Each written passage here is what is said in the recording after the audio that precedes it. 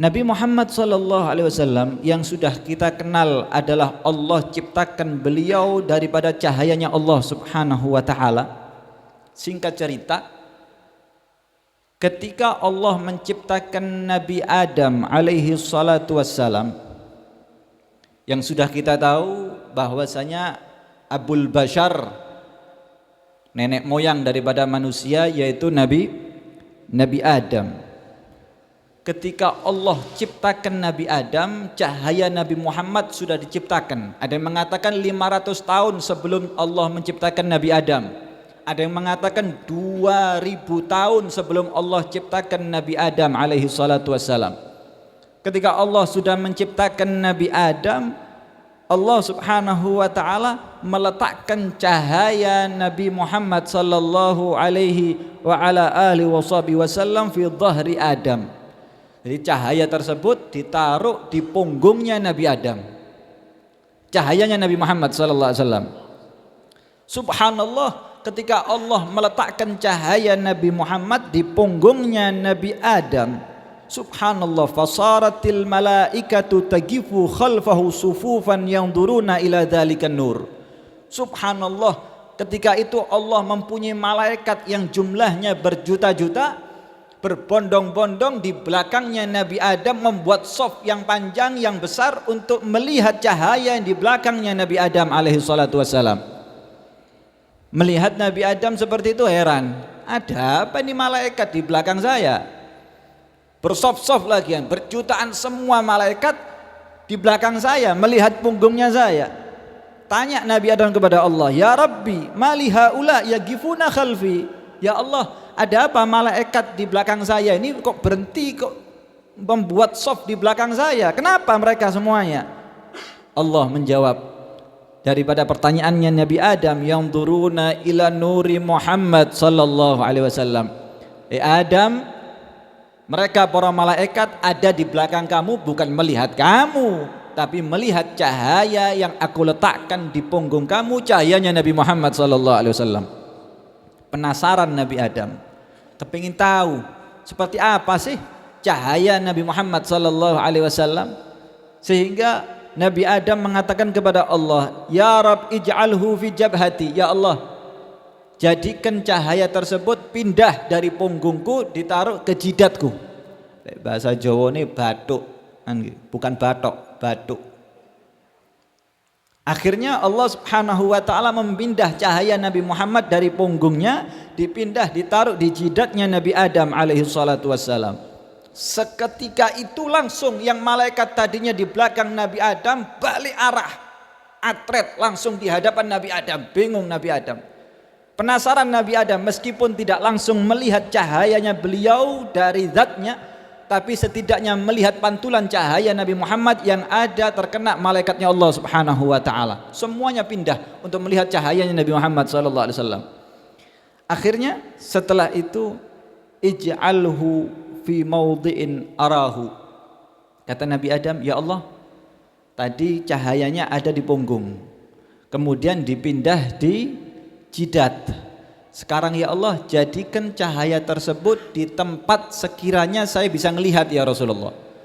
Kalau ditaruh di punggung tidak bisa lihat saya, ditaruh di jabhah, di jidat, saya tidak bisa melihat. Taruh di tempat yang sekiranya saya bisa lihat ya Rasul, ya Nabi, ya Allah.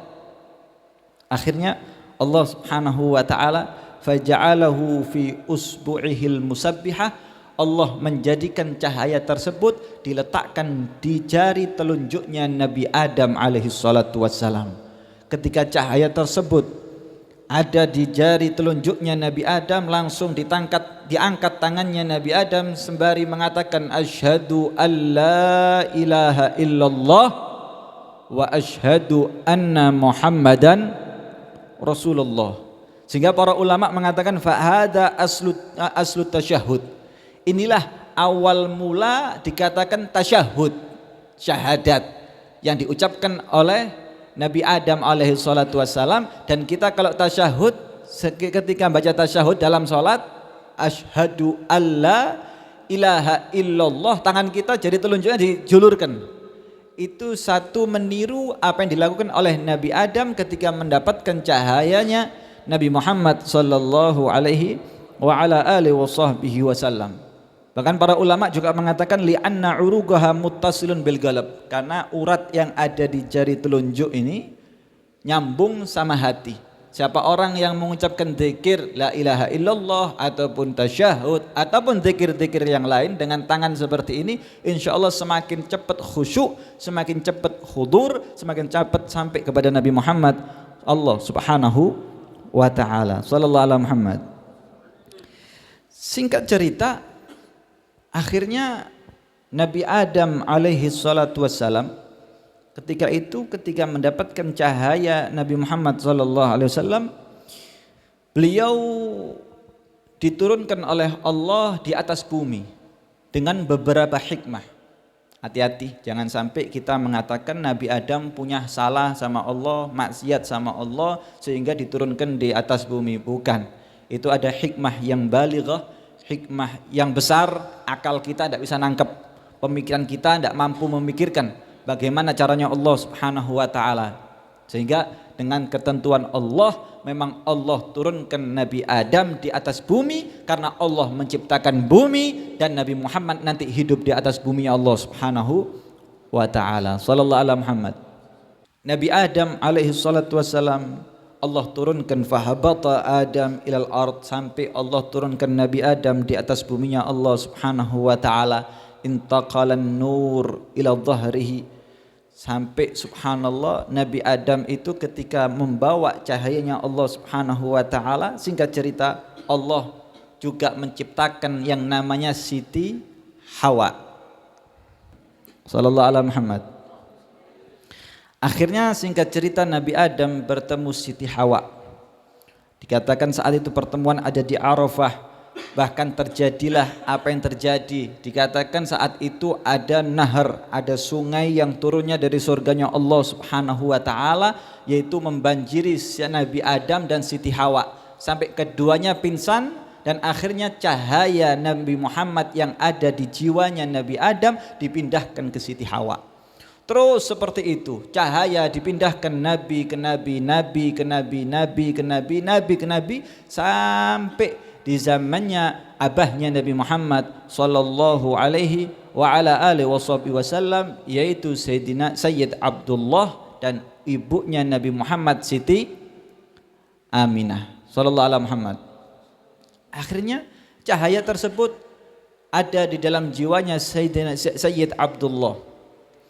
Saat itu semua perempuan ketika melihat wajahnya Sayyid Abdullah, abahnya Nabi Muhammad, tergila-gila. Semuanya kepingin dinikahi oleh Sayyid Abdullah. Karena apa? Gantengnya, cahayanya, karena tetesan cahaya Nabi Muhammad SAW. Semua kepingin dimiliki oleh Sayyid Abdullah. Subhanallah, akhirnya dengan takdirnya Allah subhanahu wa ta'ala, Sayyid Abdullah menikahi yaitu ibunya Nabi Muhammad yang mulia, Siti Aminah. Akhirnya saat itu banyak perempuan, ada yang mengatakan 300 perempuan saat itu mati gara-gara apa bahasanya, sakit hati mungkin ya, sakit hati. Ternyata tidak mendapatkan Sayyid Abdullah, mati, banyak meninggal karena merasa kehilangan sosok manusia yang dia cintai, Sayyid Abdullah. Ketika sudah menikah dengan Siti Aminah, ketika cahaya sudah berpindah di sulbinya Siti Aminah, esok harinya para perempuan ngelihat wajahnya Sayyid Abdullah biasa-biasa saja, tidak seperti sebelumnya. Karena apa? Cahaya tersebut sudah pindah di rahim atau di sulbinya Siti Aminah radhiyallahu taala anha wa ardhaha. Sallallahu alaihi Muhammad.